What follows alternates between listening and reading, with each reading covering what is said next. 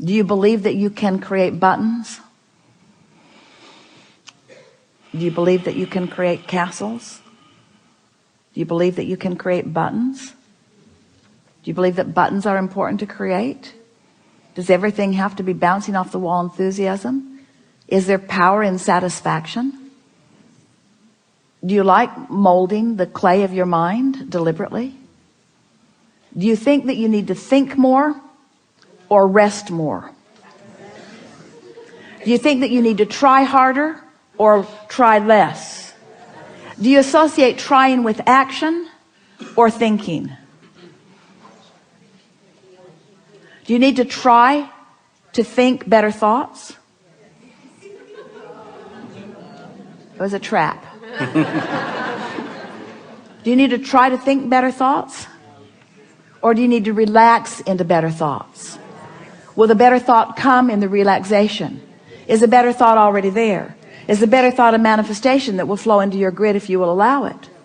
So, do you think that you get more done with your long list of things you need to do? Or do you get more done by allowing yourself more leeway? If we were standing in your physical shoes, we would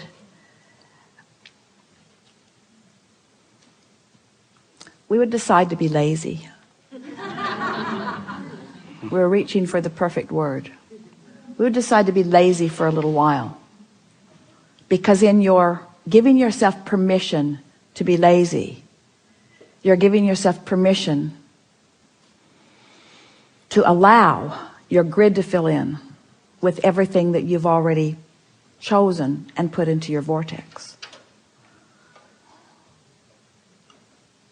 The word lazy has an unpleasant connotation, doesn't it?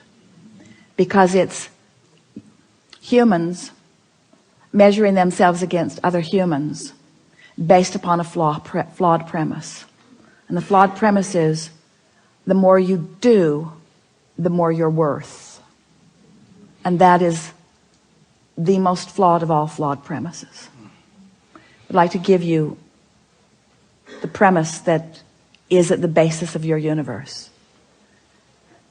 The better you feel, the more you allow.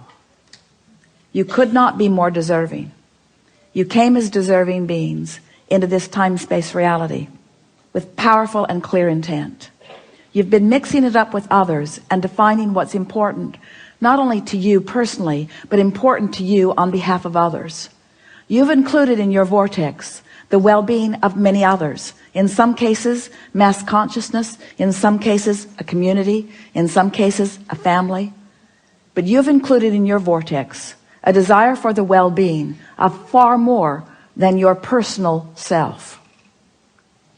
But it is necessary for you to tend to the well-being of your personal self in order to be a productive advocate for the well-being for anyone else. In other words, you cannot give, or you cannot extend, or you cannot punctuate, or you cannot accentuate, you cannot assist anything that you are not already feeling.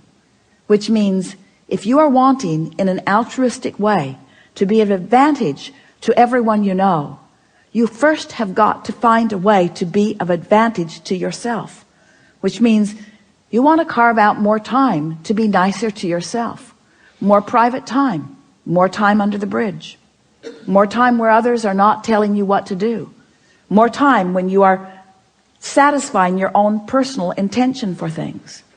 If we were standing in your physical shoes and someone were to ask you to do something, we would stop in the middle of the request and we would evaluate it completely.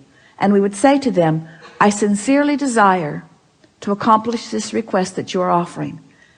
And it is my expectation that I will be able to do that since I am in this relationship with you and you are requesting it of me, employer or mate or parent or child or whoever it is.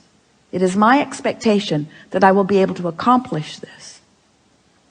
I just have to insert one thing in the foreground of this request. I will accomplish it for you as long as I can first accomplish ease for myself in the process. I really want you to ponder that a little bit. Esther, on one of the earlier cruises,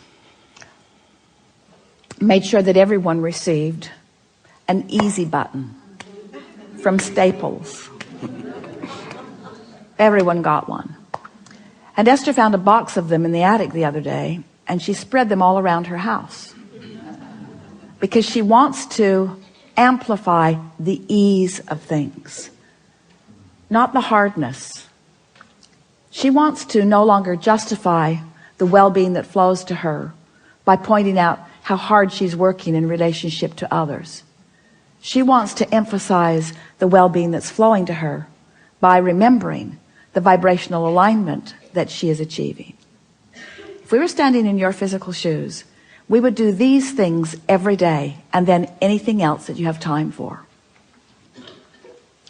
We would meditate for 15 minutes every day, which means we would quiet our mind with the simple intention of allowing our cork to float. We would go outside no matter what the weather, and we'd move around in it in appreciation of this planet. We would look up and around, and we would find things to acknowledge, and we would talk about them right out loud. Esther walks through her gardens and says to everything, "You are my favorite. You are my favorite. You are my favorite. You are my favorite. You are my favorite stone on the pathway. You are my favorite bird in the tree. You are my favorite flower in bloom. You are my favorite flower not in bloom. You are my favorite tree. You are my favorite bush. You are my favorite frog. You are my favorite frog. You kept me awake all night, but you are still my favorite frog." In other words, so first thing, meditate. Second thing, spend more time outside. Third thing, we would buy a notebook. We would call it My Book of Positive Aspects. And we would fill at least 3, 4, 5 is even better, pages of positive aspects. 5 different subjects, and write the positive aspects of it. Training your vibration into that upward place. And then there is one last thing that if we were standing in your physical shoes, we would do every single day.